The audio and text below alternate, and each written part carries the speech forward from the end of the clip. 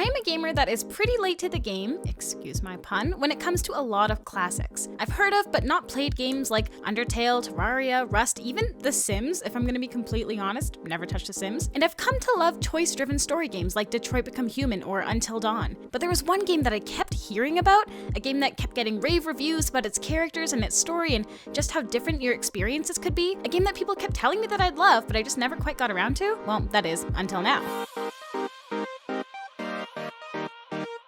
Hey everyone, it's Sumi here, and today we're taking a look at Life is Strange. Life is Strange was developed by Don't Nod and Square Enix, and it came out episodically back in 2015. There are 5 episodes to play in total. There's number 1, Chrysalis, 2, Out of Time, 3, Chaos Theory, 4, The Dark Room, and 5, Polarized. Looking back at this now as I'm editing, I literally cannot imagine having played like episode 1 and 2 and having to wait for 3, or playing the first 3 and having to wait for 4 or 5. Like, that's insane to me. So if any of you are around for that and you were like active there, props to you, because I had to whip my way through this because I just couldn't wait. It was mad respect to you all. Life is Strange, if you've never heard of it, is a choice-driven story game that follows the main character Max after she stops the murder of her former best friend Chloe and develops the ability to rewind time by a few minutes. She also has a couple of other abilities, but those don't really develop until later in the game, so at the start, you get to rewind time. She finds herself tangled in a mess of manipulation and crime, and she has to use her new power to save her town from disaster. With the help of Chloe, can she rescue everyone from certain doom?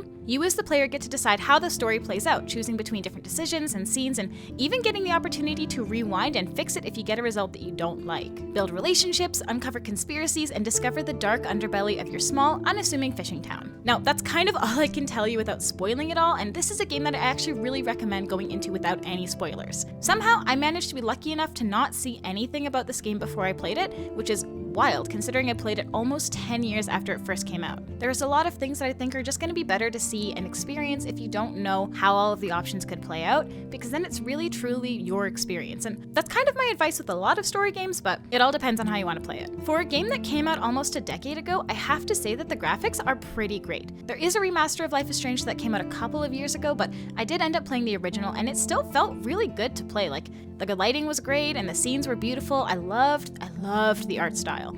It looked like real paint and illustrations, which honestly they probably were. It gave a really cool vibe to the whole experience, and it worked really well with the photography motif that they were using throughout the whole game. I loved a lot of the effects that they used, and visually the whole game was really cohesive. Now, one thing that I love and hate about this game is the music, and how it's all copyrighted music, which means it can be difficult to make content with the game. I was fortunate enough to just have gotten flagged for the music and not fully taken down, but I do know that it has been an issue with creators in the past, so if you're a content creator looking to make content with this game, I would be a little bit cautious. I would be just a bit careful about it. For the experience of playing the game, I 100% get why they used the music that they did, and honestly, all of the music is incredible and it adds to the experience and the vibes, and it's beautiful. Like, I think that they made the right choices, like, in putting that music in. However, for the experience of streaming and making content, it did stress me out a little bit because I really didn't want to be taken down for playing this game because I'd heard such good things about it, so just a warning to anyone who's making content, that is a risk. Now, when it comes to the gameplay, honestly, I didn't have any issues with it. The actual movement is really great. I think sometimes I wasn't totally sure what I was supposed to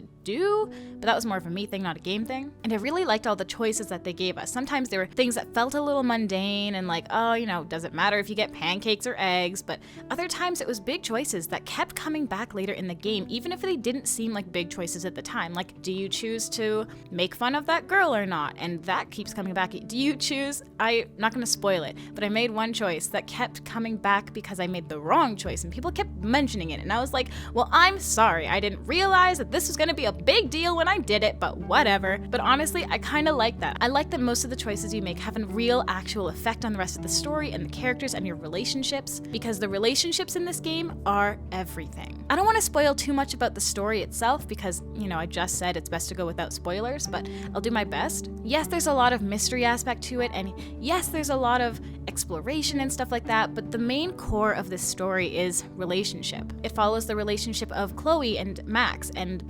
how they fell out and how they're getting back into being friends. It's about Chloe and her relationship with this girl, Rachel, who's missing, and we're trying to find her.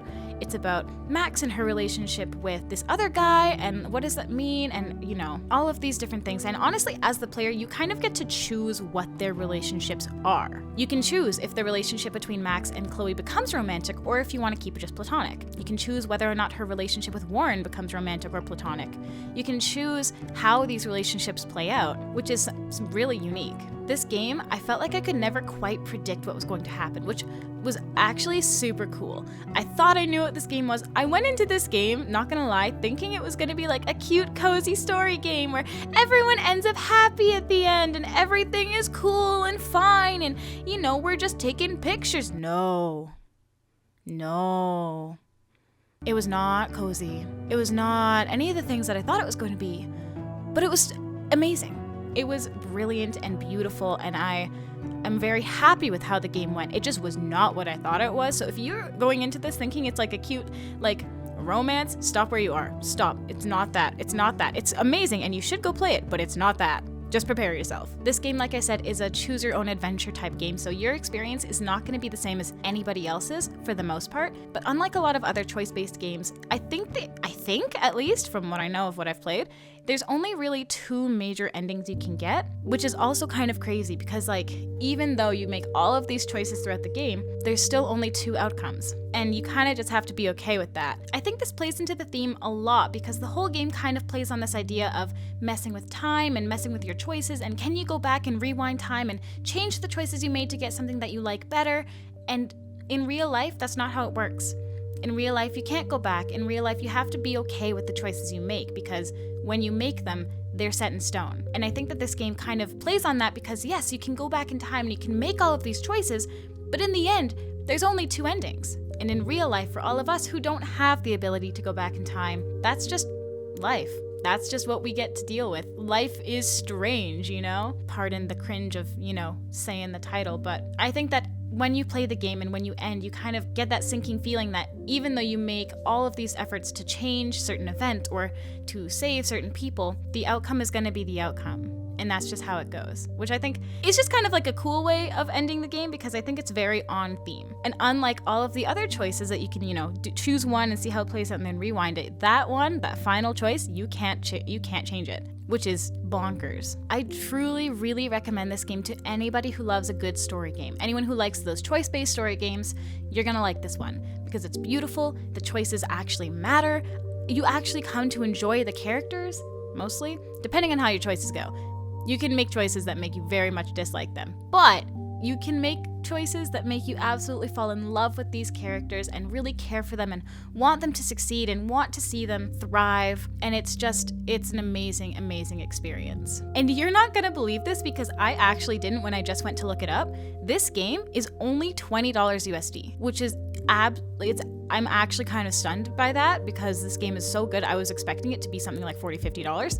This is a really affordable game, a really beautiful game. It took me about 15 hours to finish, so it's a good amount of gameplay for a game that's not that expensive. If you think you might like this game, go try it and let me know what you think. And if you want to hear about other games that I play, make sure to like and subscribe. Hey, thanks for watching. If you haven't already, make sure to hit that subscribe button. It really helps out the channel a lot. I hope you have a great day or night or whatever time it is for you, and we'll see you in the next one.